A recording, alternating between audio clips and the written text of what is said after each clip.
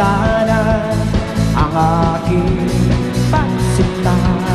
Langit ng puso ko o ang pag-ibig mo, sinta.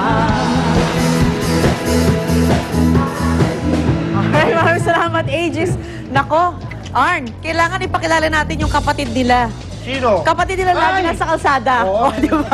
Kaboses nila yan, di ba? Kaboses. Pero ano, everyday naman po ng balita, lagi yung mga aksidente sa kalsada. Kaya naman para wag na kayo matulad sa kanila, inalam po ni Love, ang kapatid ng Aegis, kung ano mga karaniwang dahilan ng road accidents ngayon. So, let's watch this. Ayan mga kapuso, nagtataka kayo bakit ba tumataas ngayon ang bilang or tala ng ating mga naaaksidente.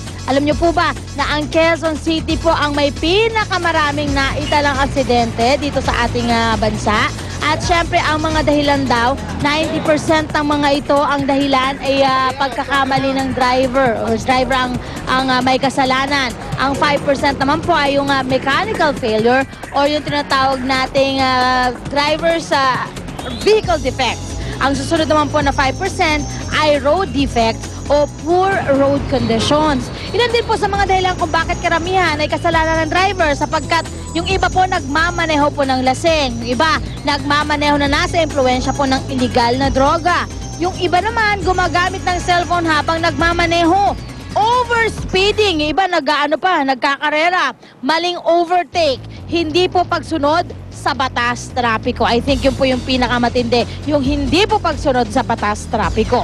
Mamaya naman po mga kapuso, ibibigay po namin sa inyo yung mga fines nung mga kapag kayo po ay lumabag sa batas trapiko, may mga fines po yan na nakaakibat. Kaya kung sa inyo, sumunod na kayo sa batas trapiko. Sa pagbabalik po yan mamaya.